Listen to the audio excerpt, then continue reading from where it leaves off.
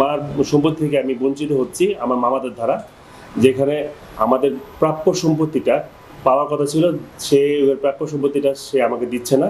কারণ হলো সে ওয়ারিশ সার্টিফিকেট নকল করে টোটালি আমাকে আমার মাকে সম্পত্তি থেকে ওয়ারিশে বাদ দিয়ে সম্পত্তি বঞ্চিত করার উদ্দেশ্যে আমাদের ওয়ারিশে বাদ দিয়েছে।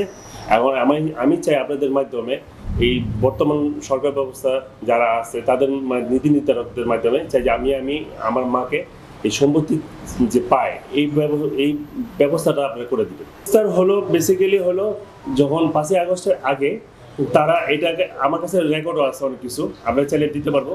5ই আগস্টের আগে তারা আমাকে বলছে যে এটা নিয়ে কোনো যে ঘাটাঘাটি করো, আমি 64 জেলা 64 মামলা দিব, তোমাকে জঙ্গি কীভাবে বানাইতে হয়। ব্যক্তি হলো আমি এটা মেয়র আইবির কাছে আমি অনেকবার আমি করছি, এটা অনুরোধ জানাইছি এটার ব্যাপারে সলিউশন করার জন্য, কিন্তু তার কোনো হস্তক্ষেপ করে নেই। আপনাদেরকে হয়রানি কোনো ব্যক্তিদের মাধ্যমে করার চেষ্টা করছে বর্তমানে না, আগে করছে। আগে তো আপনি লিখছেন